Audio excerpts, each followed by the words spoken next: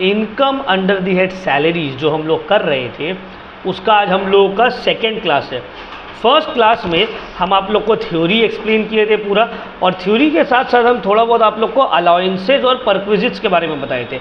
आज का जो क्लास होने वाला है वो हम लोग का अलाउंसेस और परक्विजिट्स के ऊपर होने वाला है। तो income from salaries we were doing, ठीक है ना सर?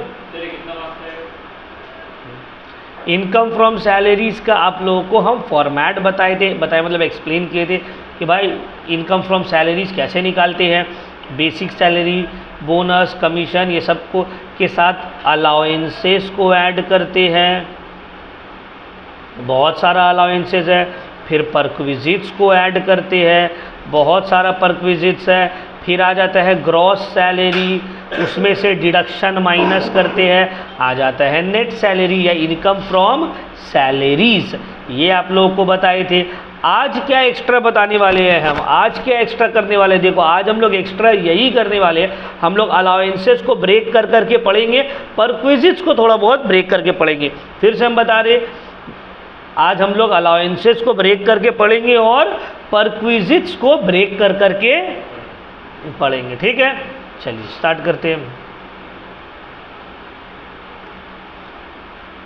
तो सबसे पहले ये बताइए अलाउंसेस का मतलब क्या है सर? जब आपका एम्प्लॉयर मतलब आपका मालिक, आपका बॉस आपको कोई फैसिलिटीज इंजॉय करने के लिए पे कर रहा है, उसको बोलते हैं अलाउंसेस। जैसे कि तो आपका एम्प्लॉय आपको बोला कि बाबू घर नहीं है रहने का, ठीक है, जाओ भाड़ा हम दे रहे, जाके भाड़ा में घर लेके रहो। लगेगा आपके पास आने में लेट होता है, ठीक है, काम करो, हम जो है पैसा दे रहे हैं, कार में डेली आना जाना करो। दिल नहीं लग रहा है, मज़ा नहीं आ रहा है, लो पैसा लो, जाओ वेकेशन मना के आओ। ये सब है अलाउंसेस। ये सब क्या है? अलाउंसेस। क्लियर हो रहा है पॉइंट? अलाउंसेस का मतलब समझ में आ रहा है? परक्विजिट्स क्या हो गया सर? परक्विजिट्स का मतलब होता है कि वो फैसिलिटीज़ के लिए पैसा नहीं दे रहे हैं, उस फैसिलिटीज़ को प्रोवाइड किया जा रहा है। तुम बोले सर मेरा घर बहुत दूर है, आने में बहुत टाइम लग जा रहा है, लेट हो रहा है। बोला ठीक है, आने में टाइम लग रहा है ना, लेट हो रहा है ना, टेंशन मत लो, अपना ड्राइवर को बोल दिया गाड़ी लेके जाओगे, सांप को डेली घर से लेके आओगे, घर में छोड़ोगे। तो ये फैसिलिटी प्रोवाइड किया। समझ में आ रहा है? रहने का घर नहीं है, दूसरे शहर में आके काम कर रहे हो, ठीक है, हम लोग का हाउसिंग कॉलोनी है, जाओ उसमें एक तो फ्लैट तुमको दे रहे, जाके रहो। ये हो गया परक्विजिट्स। फैसिलिटीज़ जब प्रोवाइड किया जा रहा है, अलाउंसेस जब फैसिलिटीज़ के लिए कैश पैसा दिया जा रहा है। ये दोनों टैक्सेबल है, नॉन टैक्सेबल है, कितना हद तक टैक्सेबल है, यही सब बात समझेंगे, ठीक है ना? डियरनेस अलाउंस क्या फर्स्ट क्लास अटेंड किए थे? वीडियो देखे थे फर्स्ट क्लास का? नहीं, चलो अच्छा वो अभी पूछ लिए। डियरनेस अलाउंस, देखो अलाउंसेस बहुत सारा टाइप्स का रहता है, देख रहे हो ना, बहुत सारा टाइप्स का। Medical allowance, city compensatory allowance, entertainment allowance, house rent allowance, ये सब को हम फर्स्ट वीडियो में एक्सप्लेन किया है बाबू, ये सब क्या है, फिर भी शॉर्ट में बता दे रही है। देखो डियरनेस अलाउंस का मतलब होता है वो अलाउंस जो कंपनी तुमको देता है, तुम्हारा एम्प्लॉयर तुमको दे रहा है महंगाई को काउंटर करने के लिए।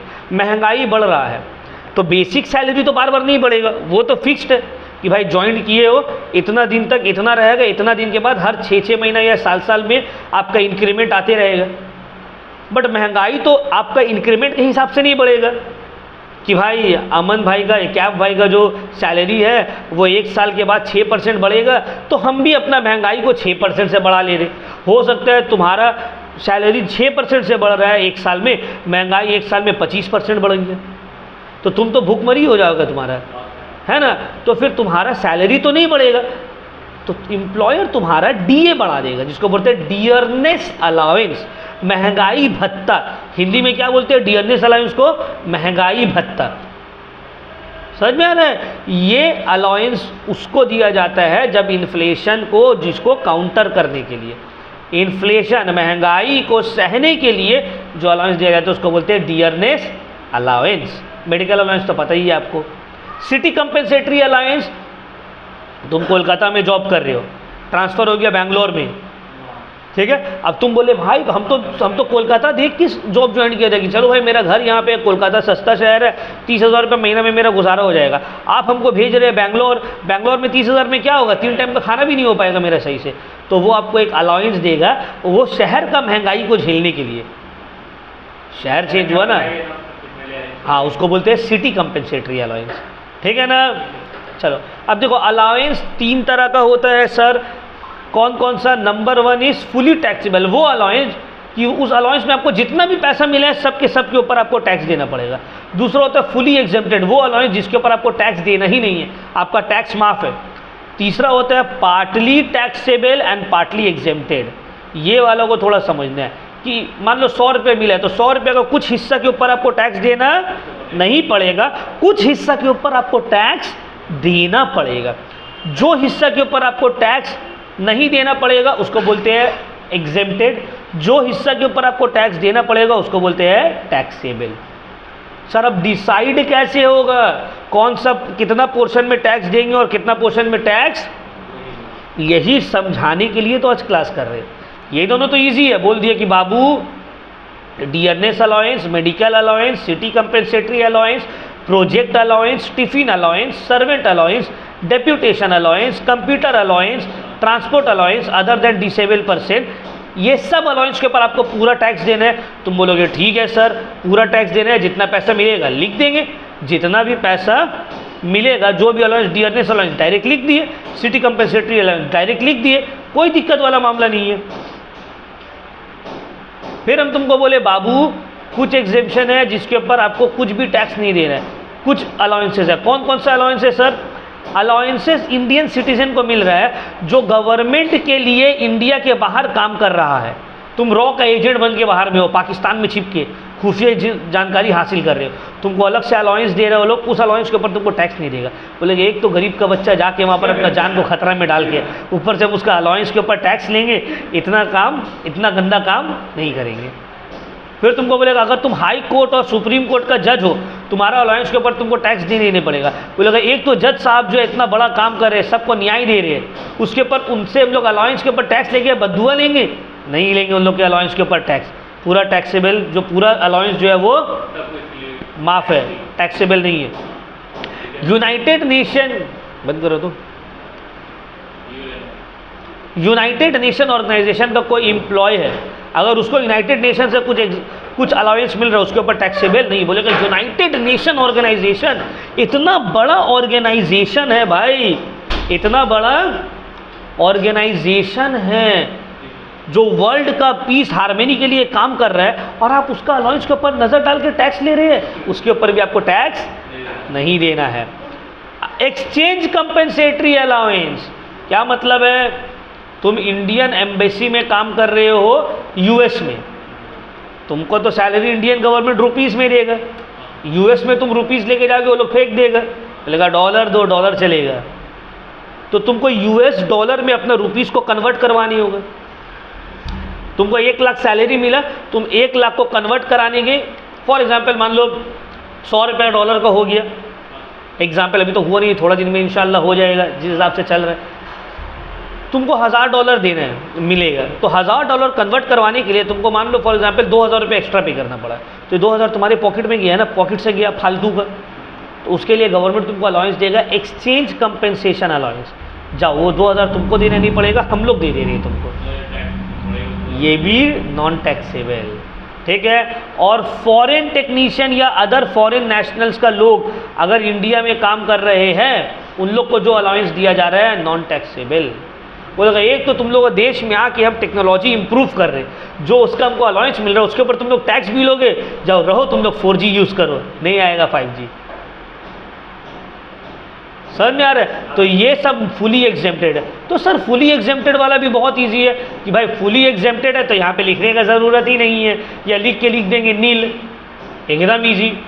जो पूरा टैक्सेबल है सर वो भी बहुत इजी है, नाम लिखो अमाउंट लिख दो। जो फुल एग्जेम्प्टेड है वो भी बहुत इजी, नाम लिखो नील लिख दो।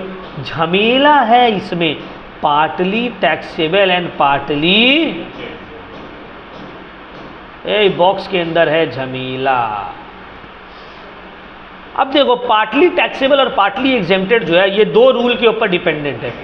एक है exemption depends on actual expenses, तुम्हारा एग्जेम्पशन तुमको कितना मिलेगा डिपेंड कर रहा है तुम खर्च कितना कर रहे हो, और दूसरा डिपेंड करेगा एग्जेम्पशन छूट इनकम टैक्स रूल्स क्या बोल रहे हैं, जो खर्च के ऊपर है, मतलब एक्चुअल क्या तुम एक्सपेंस कर रहे हो, खर्च कर रहे हो, उसके बेसिस पे अगर देखा जाए तो क्या क्या है अलाउंसेस जो खर्च के ऊपर डिपेंडेंट है, conveyance allowance, helper allowance, research allowance, uniform allowance, daily allowance, travelling allowance या transfer allowance.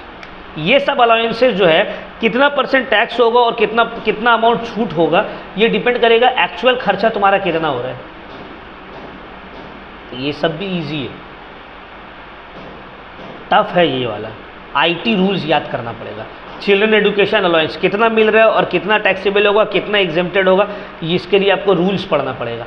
Children hostel allowance, transport allowance disable person का, मतलब जो लंगड़ा लूला वो है उन लोग के लिए, running allowance, house rent allowance, entertainment allowance.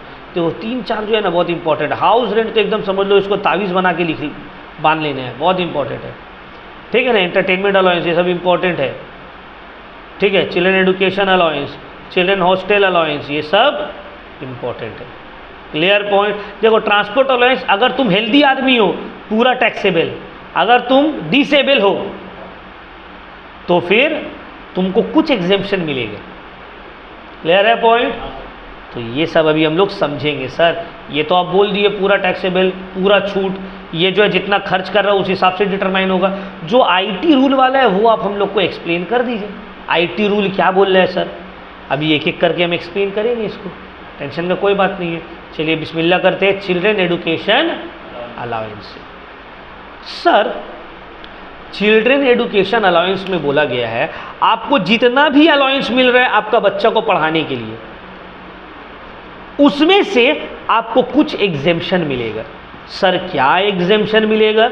Exemption आपको मिलेगा 100 रुपया पर महीना per child up to a maximum of 2 child. 100 रुपया per month per child up to a maximum of 2 child. क्या मतलब है सर? मान लो मेरा जो मालिक है वो हमको बोल रहा है सर आपका बच्चा हुआ है, ठीक है, आप उसको अच्छे स्कूल में पढ़ाइए। उस स्कूल को में पढ़ाने के लिए हम लोग आपको चिल्ड्रन एजुकेशन अलाउंस देंगे 5000 रुपया पर महीना। कितना देंगे? तो हमको कितना मिल गया? चिल्ड्रन एजुकेशन अलाउंस हमको मिला 5000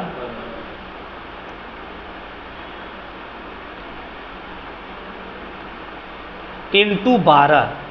सर हमको मिल गया 60,000। कितना मिला? 60,000। गवर्नमेंट बोल रहा है बाबू हम लोग को इतना भी मतलब निर्दय मत समझो, हम लोग के अंदर भी दिल है। देखिए निर्मला सीतारमण अभी बेचारी टैक्स स्लैब बढ़ाई ना, तो बोली मेरे अंदर भी दिल है, हम भी सोचते हैं मिडिल क्लास के लिए। तुमको एग्जेम्पशन मिलेगा पूरा का पूरा 60,000 के ऊपर हम तुमको टैक्स देने नहीं देंगे, हम तुमको एग्जेम्पशन देंगे। कितना एग्जेम्पशन देगी?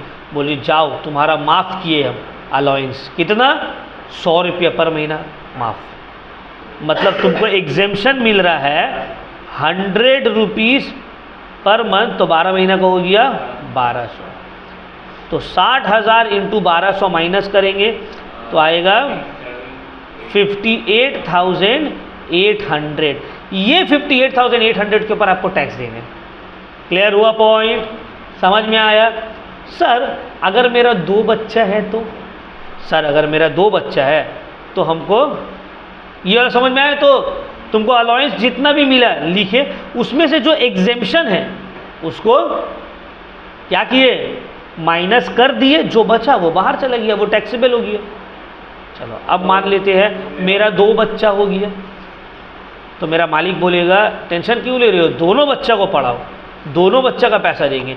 तो वो हमको 5,000 पर मंथ दे रहा है 2 बच्चा का, तो साल में वो कितना दे रहा है हमको? 1,20,000 रुपया। निर्मला सीतारमण जी बोली आप टेंशन मत लीजिए, हम लोग जो फाइनेंस मिनिस्ट्री है हम भी आपको 2 बच्चा का पैसा दे रहा है, 2 बच्चा का छूट देंगे, जाइए। वो बोली जाइए आप 100 रुपया आप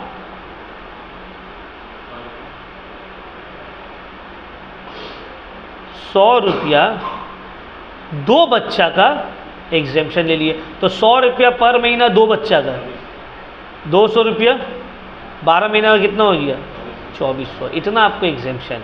बाकी जो आपका बचा है 1,17,600 रुपया के ऊपर आपको टैक्स देना पड़ेगा, ठीक है ना।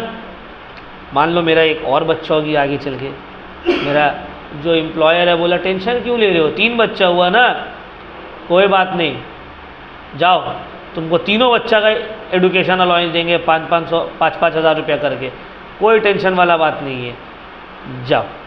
तीनों बच्चा का पूरा साल का खर्चा 1,80,000 रुपया।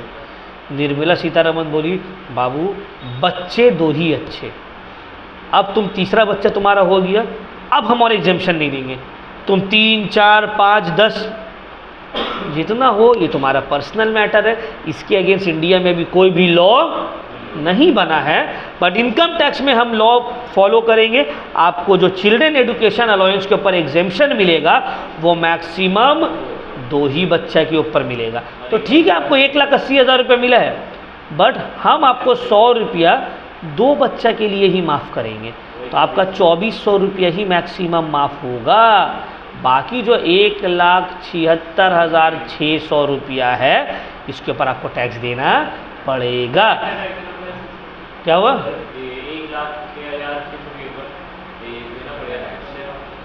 अब ये तो सिर्फ एक चीज़ आया ना, जब पूरा कैलकुलेट होगा उसके बाद ना पता चलेगा टोटल। ये तो एक अलाउंस का कैलकुलेशन है, पूरा इनकम निकालेंगे तब पता चलेगा कितना हमको टैक्स देना पड़ेगा। ये तो सिर्फ अलाउंसेज है। क्लियर हुआ पॉइंट? समझ में आ गया? कोई डाउट? ठीक ना? चिल्ड्रन एजुकेशन अलाउंस क्लियर हो गया, चलो बहुत अच्छी बात है। हाँ, तो आपको जो भी अमाउंट मिल रहा है less 100 rupees per month per child up to a maximum of 2 children. Clear? दूसरा, अब बताइए सर चिल्ड्रन हॉस्टल अलाउंस। मेरा बच्चा बड़ा हो गया, बोला सर भाई नहीं पापा बोलेगा ना, हाँ पापा अब जो है हमको बाहर जाके पढ़ना है, थोड़ा दिल्ली जा रहे हैं हम, या हम जो है जा रहे हैं मुंबई जा रहे हैं, साउथ में जा रहे हैं, IIT जा रहे हैं, IIM जा रहे हैं। मेरे जो एम्प्लॉयर है बोला चलो अच्छा है भाई तुम्हारा बेटा पढ़ लिख लिया है, कोई टेंशन वाला बात नहीं है, जाओ अपना बेटा को भेजो हॉस्टल में रहेगा, हम हॉस्टल का अलाउंसेस देंगे तुम्हारे बेटे के लिए। हॉस्टल का तो वो जितना भी अलाउंसेस दे, वो जितना भी अलाउंस दे, आपको छूट कितना मिलेगा? कितना मिलेगा? 100। What is the children education? ऐसे आवाज़ कौन निकाल रहा वहाँ से टी करके? हाँ वो नहीं बोले, आवाज़ कौन निकाल रहा? आपको अलाउंस मिलेगा 300 rupees per child per month up to a maximum of 2 child. 300 रुपये आपको छूट मिलेगा per month per child up to a maximum of, वो आपको पर मंथ 10,000 रुपया दे, वो आपको पर मंथ 1,000 रुपया दे। अगर 2,200 रुपया देगा तो क्या 300 छूट मिलेगा? नहीं, अप टू अ मैक्सिमम हम बोले। अगर 200 दे रहे तो 200 पूरा छूट हो जाएगा। क्लियर हो रहा है पॉइंट? कोई दिक्कत? चिल्ड्रन एजुकेशन अलाउंस भी समझ में आ गया, हॉस्टल अलाउंस भी समझ में आ गया। चलो अब आते हैं नेक्स्ट हम लोग का क्या है सर नेक्स्ट है आपका ट्रांसपोर्ट अलाउंस डिसेबल्ड पर्सन के लिए। देखो डिसेबल्ड पर्सन के लिए ट्रांसपोर्ट अलाउंस में क्या बोला गया है, जो नॉर्मल आदमी है भाई उसको तो पूरा देना है, टैक्सेबल है। डिसेबल्ड के लिए बोला गया है मैक्सिमम लिमिट एग्जेम्पशन जो है वह 3200 पर मंथ, 3200 महीना का आपको छूट मिलेगा। मान लो कोई डिसेबल्ड है, जैसे हम अभी डिसेबल्ड हो गए, चल नहीं पा रहे, हमको मेरे स्कूल का प्रिंसिपल बोला कि ठीक है सर जब तक आपका पैर पूरा तरीके से ठीक नहीं हो जाएगा आपको ट्रांसपोर्ट अलाउंस दिया जाएगा।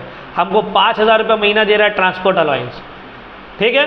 तो 5,000 रुपये महीना दे रहे हैं ना, तो 5,000 × 12 साल का 60,000 दे रहे।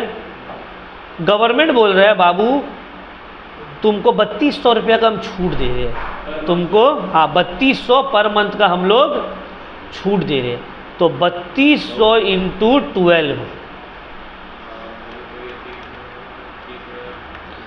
38,400 रुपया का छूट मिलेगा हमको,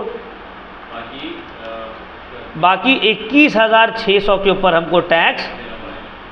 अब अगर मेरा पैर ठीक हो जाता है, गवर्नमेंट बोलेगा अब तो तुम ठीक हो गए, अब तो तुम अपाहिज, मान लो कोई अपाहिज नहीं है, नॉर्मल आदमी है, तो उसको बोलेगा नहीं तुम्हारे लिए कोई छूट नहीं है बाबू, तुम्हारे लिए कोई भी छूट, तुम ये पूरा का पूरा 60,000 के ऊपर तुमको टैक्स देना पड़ेगा।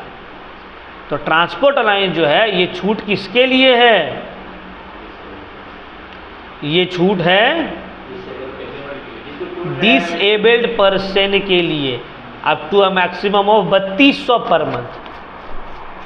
अगर उससे कम मिल रहा है फुली एग्जेम्प्टेड, उससे ज़्यादा मिल रहा है तो 3200 तक टैक्स नहीं देना है, उसके बाद आपको टैक्स देना पड़ेगा। Got it? क्लियर? चलो नेक्स्ट। तो आपको चिल्ड्रन एजुकेशन भी समझ में आ गया, चिल्ड्रन हॉस्टल भी समझ में आ गया, ट्रैवलिंग भी ट्रांसपोर्ट अलाउंस, डिसेबल्ड भी समझ में आ गया, running allowance, house rent allowance, entertainment allowance. Running allowance तो उतना आता नहीं है,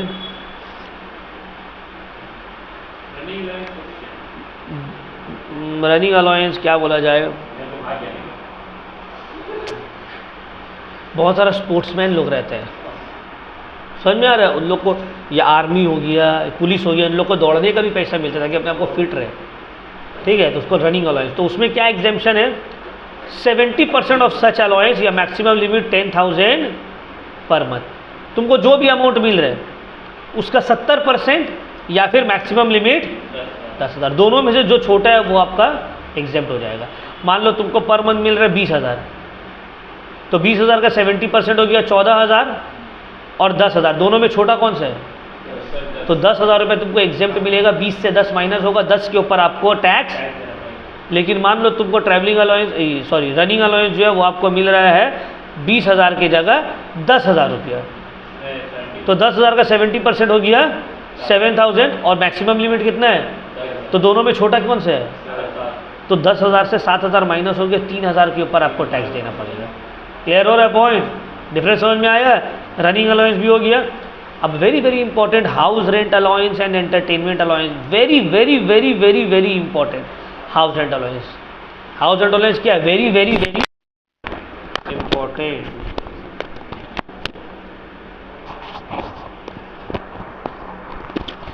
चलो पहले एंटरटेनमेंट अलाउंस समझा देते हैं, उसके बाद हाउस रेंट अलाउंस समझाएंगे। एंटरटेनमेंट अलाउंस में बोला गया है अगर आप प्राइवेट एम्प्लॉय है, प्राइवेट जॉब है आपका, तो जो भी एंटरटेनमेंट अलाउंस मिल रहा है फुली टैक्सेबल, क्या है? लेकिन अगर आपका गवर्नमेंट जॉब है तो आपको डिडक्शन मिलेगा। कितना डिडक्शन मिलेगा?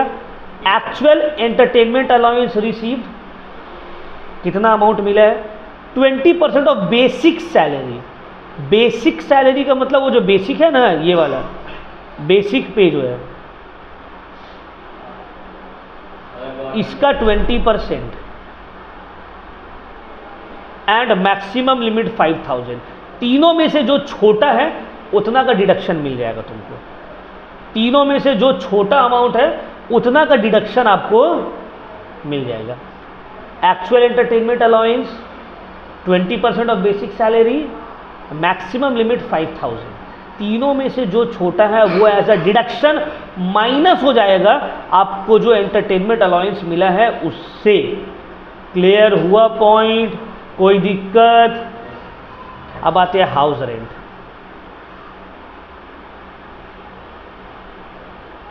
अब आते हैं हम लोग हाउस रेंट अलाउंसेस में। Very important.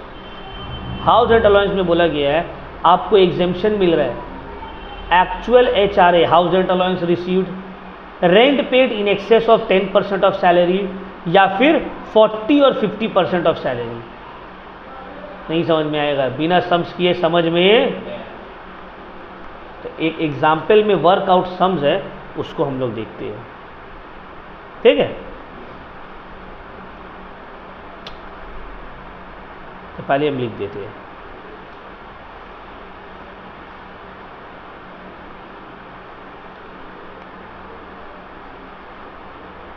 Treatment for house rent allowances.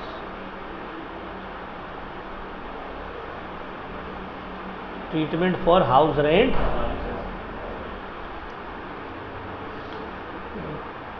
Least of the three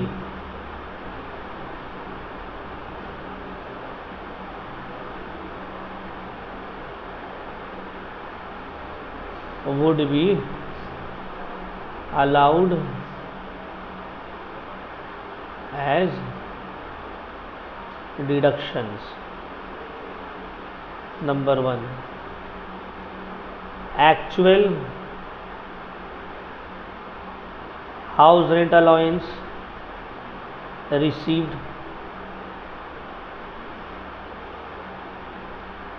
दूसरा rent paid minus 10% of salary, rent paid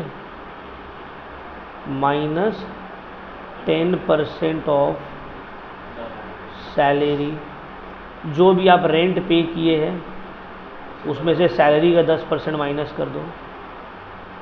तीसरा 40 और 50% ऑफ सैलरी,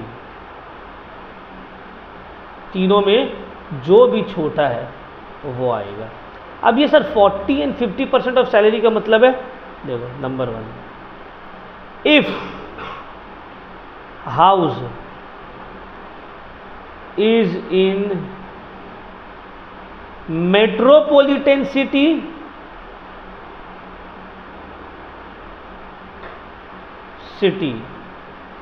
मेट्रोपॉलिटन सिटी कौन कौन से है? Kolkata, Mumbai, Delhi, Chennai. Then 50% of salary, ये ठीक है ना। पॉइंट नंबर 3 को डिस्कस किया। अदरवाइज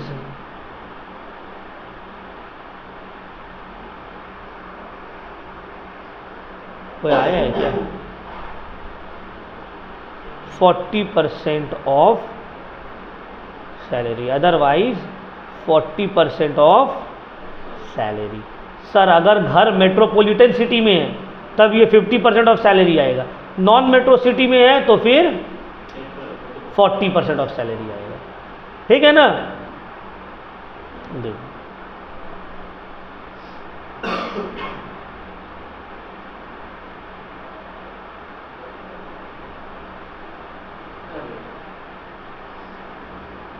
अच्छा,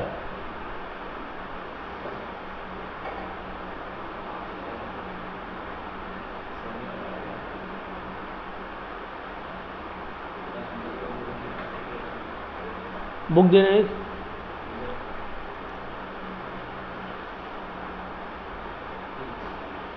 आराम से देखो, इसको भी हम एक्सप्लेन करेंगे। वर्कआउट एग्जाम्पल ही है।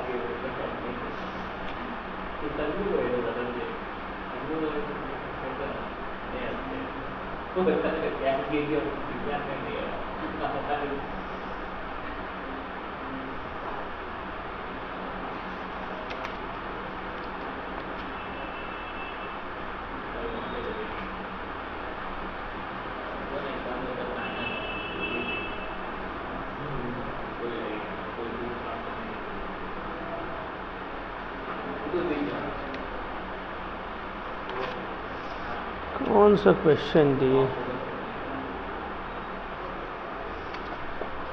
देखो ये सब सैलरी देख रहे हो सर, यहाँ पे सैलरी का मतलब क्या है, सैलरी तो अभी तक पूरा निकाली ही नहीं है, तो यहाँ पे ये भी पॉइंट याद रखना है, सब एस्ट्रिक्स मार्क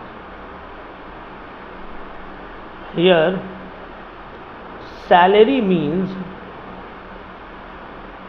यहाँ पे सैलरी का मतलब है बेसिक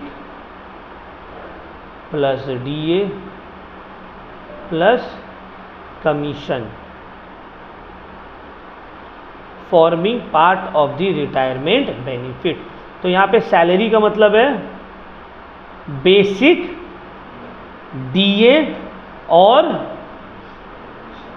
कमीशन, तीनों को ऐड कर देंगे, आ जाएगा मेरे पास सैलरी। मतलब देखो बेसिक सैलरी, कमीशन और डीए, ये तीनों को ऐड कर देंगे, आ जाएगा मेरा सैलरी। तो इसका 40%, 50% और 10% का बात हो रहा है, इसका 40%, 50% और 10% का बात हो रहा है। अब देखो वर्कआउट एग्जाम्पल मैंने और अच्छे से समझा दिया जाएगा। देखो बोले मिस्टर, देखो क्वेश्चन को समझ लो, सोल्यूशन नहीं लिखा हुआ है, ठीक है, पूरा का पूरा फोकस आपको क्वेश्चन के ऊपर करना है। देखो mister Meghnath Dutta draws a basic salary of 4,000 per month. उसको बेसिक सैलरी कितना मिल रहा है, 4,000 per month. House rent allowance उसको मिल रहा है 1,000 per month. He pays a monthly rent of 1,200 per month and is rented accommodation is at Kolkata. उसका घर कहाँ पे है। Determine the taxable amount of house rent allowances for the assessment year 2024। तुमको बोला ये बताओ कितना अमाउंट के ऊपर उसको हाउस रेंट अलाउंस का टैक्स देना पड़ेगा।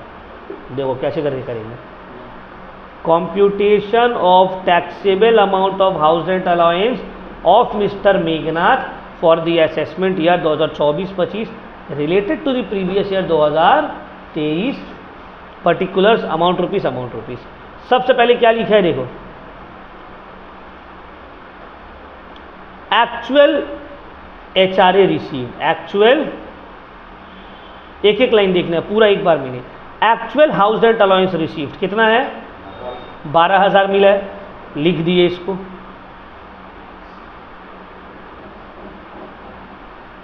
अब इसमें से माइनस होगा एग्जेम्पशन। कौन सा एग्जेम्पशन माइनस होगा सर, अभी आप लिखाए तो ये तीनों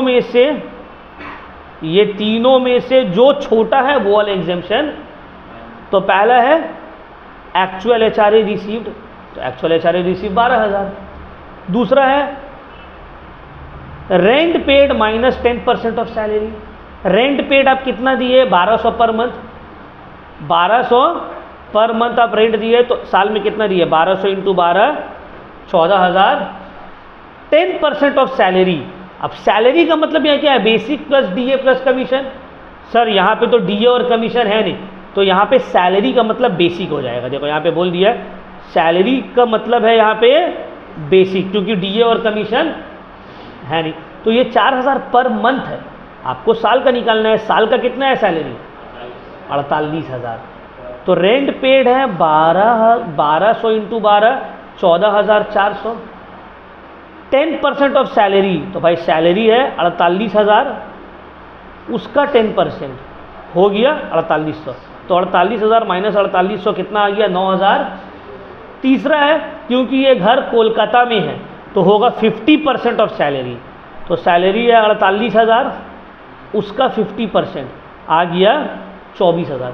तीनों में से छोटा कौन है, 12,000, 9,600 या 24,000, 9,600। तो एक्चुअली ये 12,000 यहाँ नहीं लिखाएगा, डायरेक्टली यहाँ लिखाते हैं। 12,000 से माइनस कर दिए 9,600 एग्जेम्पशन, बच गया कितना, 2,000। ये 2,400 जो है ये है taxable amount of house rent allowance. समझ में आया।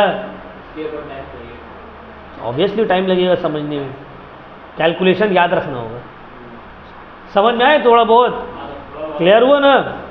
एक और करते हैं, बिस्मिल्लाह करते हैं, चलो।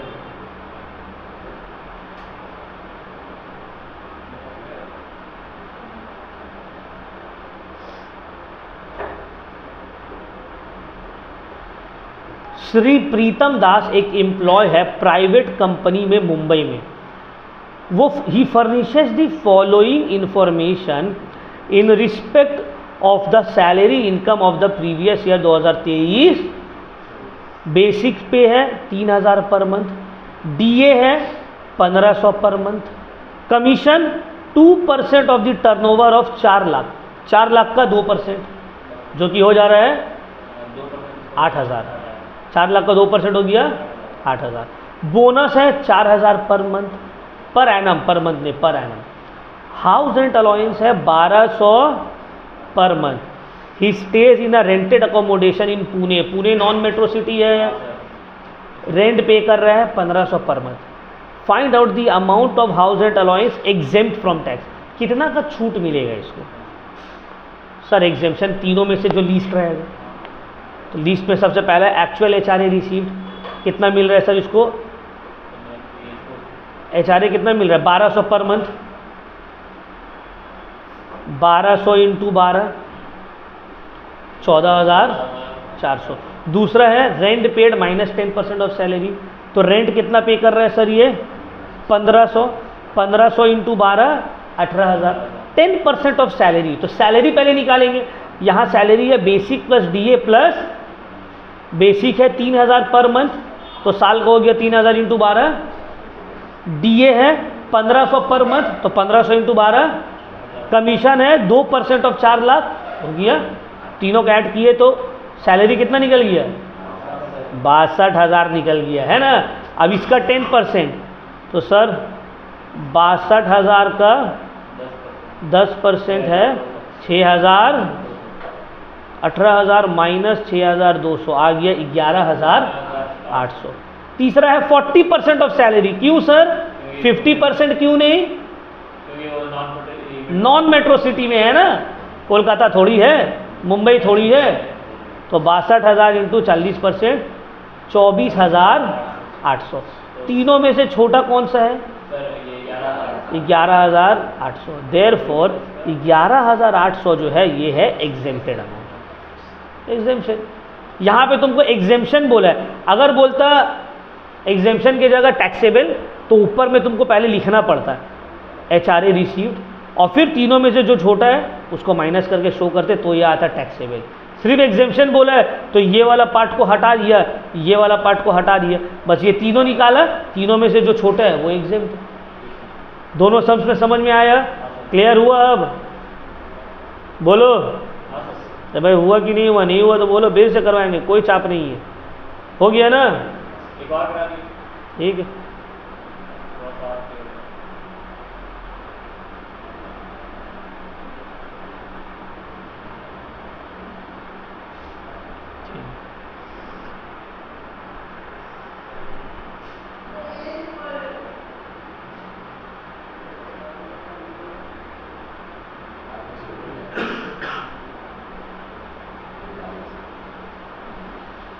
देखो,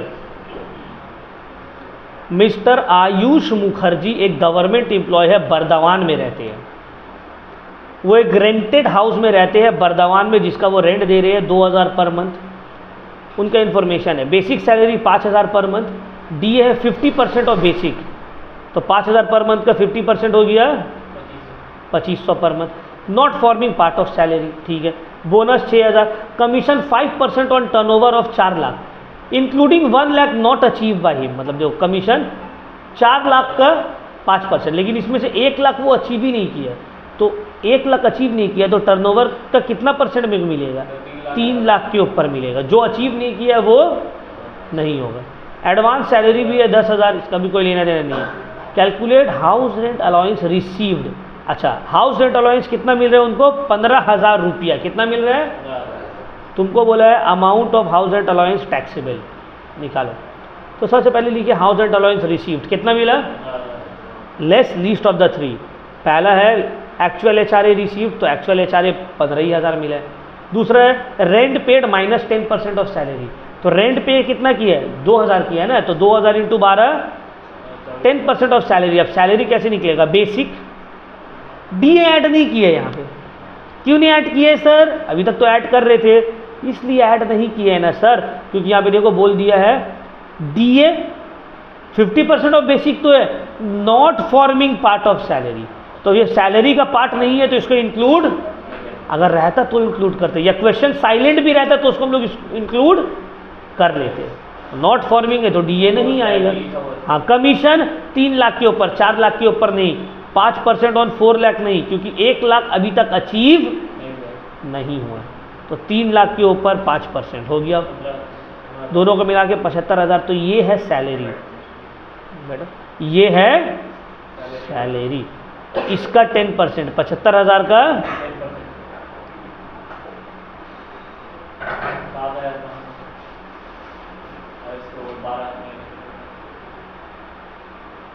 तो आ गया 7,000, तो इससे माइनस किया आ गया 16,000।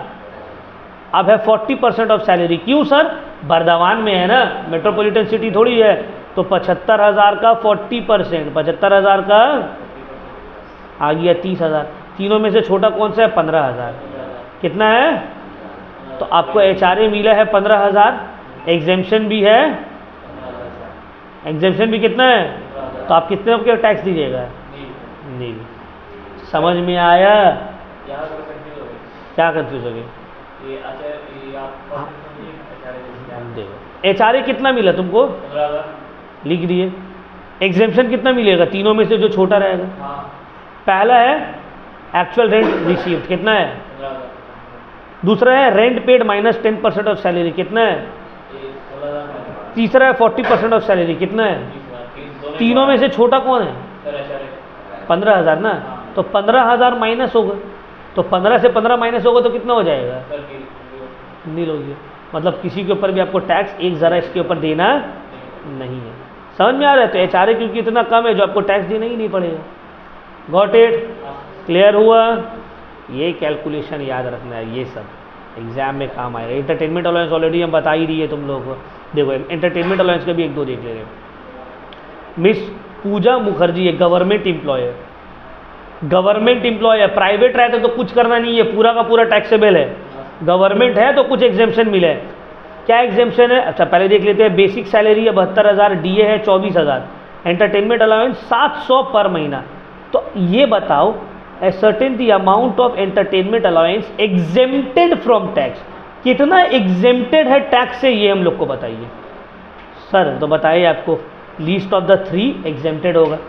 Actual amount received 7,000 per month है, 700 पर मंथ है तो 700 इंटू 12, मैक्सिमम लिमिट 5,000।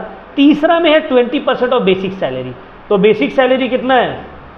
72,000, तो 72,000 का 20% कितना होगा? 14,000। तीनों में से छोटा कौन सा है? 5,000, तो ये 5,000 आपको मिल गया एग्जेम्पशन। समझ में आ गया? ये इजी होता है, ज़्यादा टफ नहीं है। Got it?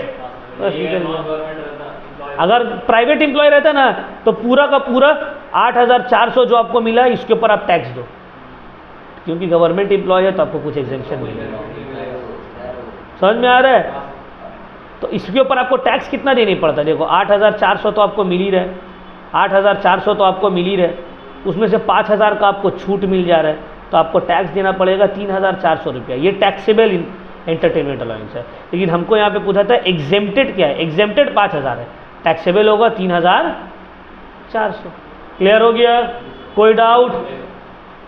चलो आज के लिए यहीं तक कंप्लीट करते हैं, फिर अब हम लोग जो है नेक्स्ट क्लास में सम्स करेंगे।